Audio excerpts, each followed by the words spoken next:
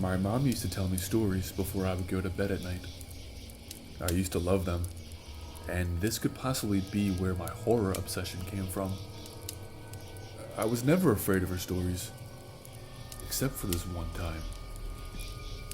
Every kid has lied to their parents at one point. Don't deny it. We've all done it before. One day my mom was asking me how school was going. I didn't want to tell her that my teacher had just given me a verbal warning about not paying attention. So, instead, I told her everything was going well.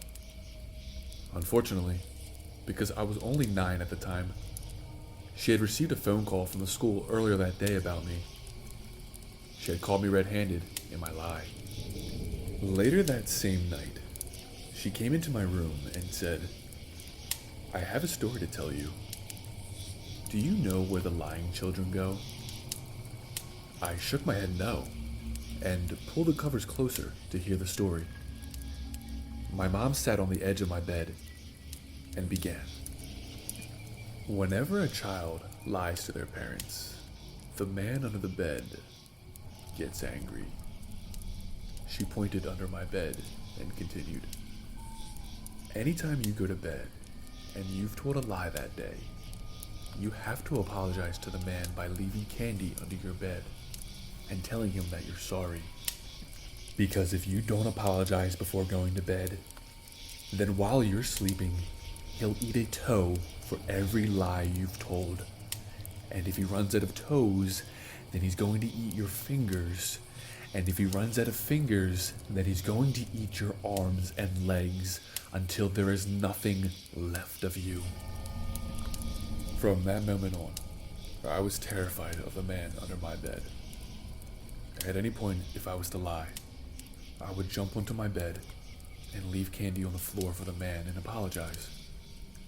Then in the morning, I would quickly check my fingers and toes to make sure they were all still there. I did this silly ritual for most of my childhood.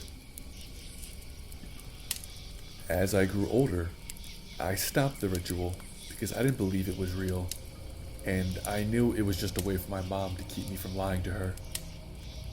When I moved away for college, I was working my part-time job one day when my boss asked me why I was late. Truthfully, it was because I overslept, but I didn't want to seem lazy, so I lied and said my alarm never went off and that the traffic was bad. I felt instantly guilty, but I didn't want to have a bad reputation with my job.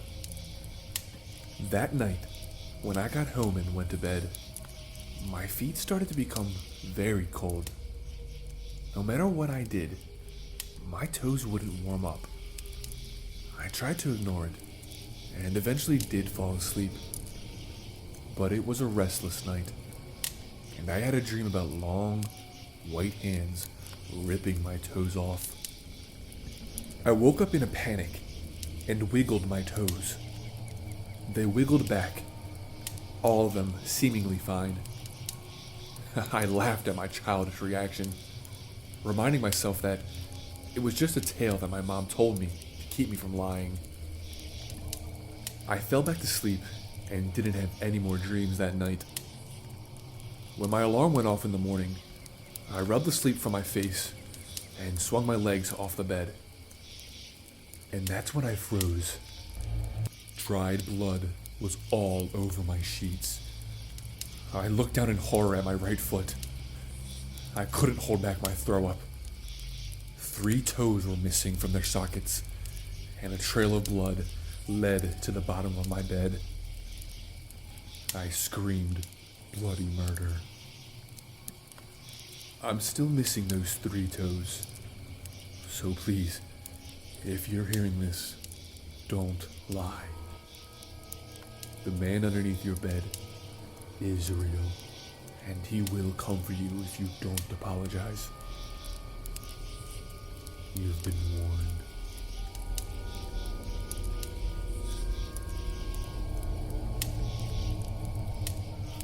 In high school, my friends and I were messing around with a Ouija board one night.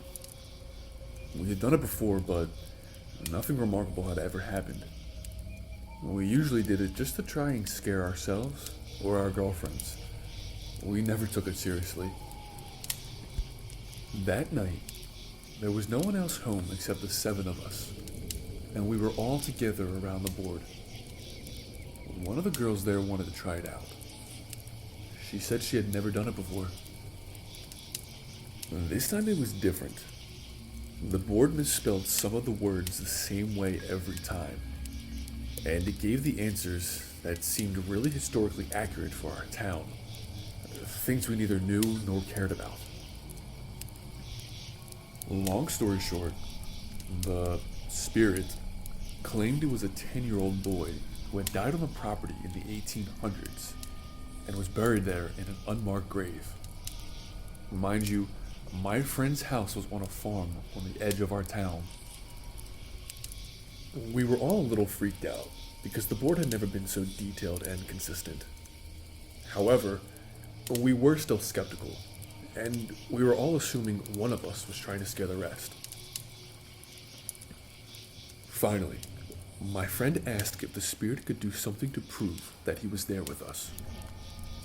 The planchette went to yes, and then it spelled out Knock. Knock. Then the planchette stopped moving.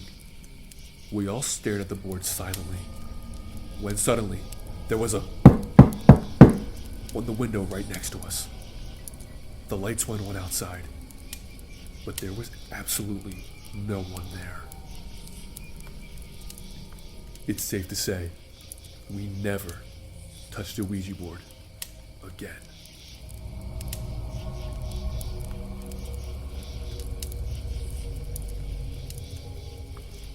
My husband and I had recently bought a new house in Pennsylvania. My husband was in charge of the construction part of the renovations, like converting the spare bedroom into an office space, while I was on wallpaper removal duty. The previous owner had the entire house covered in wallpaper. Removing it was brutal, but also oddly satisfying. It was the best feeling when I got to peel a long piece of wallpaper off. It was kind of like peeling a long piece of sunburned skin off. It got to the point where I made it a game. I was trying to see how long I could peel a piece of wallpaper before it ripped. As I was doing this, that's when I noticed something. In certain corners and spaces on the wall, people's names and dates were written. Curiosity got the best of me one night, and I decided to Google one of the names on the wall. I discovered that the person was actually missing, and that the date on the wall matched the date that they disappeared on. The next day, I made a list of all the names and dates, and sure enough, each name was for a missing person with the dates to match. We notified the police, and they sent out a crime scene unit. When they got to the house, I overheard one of the officers saying, "Yup, it's human." Human? I thought. What's human? That's when an officer approached me.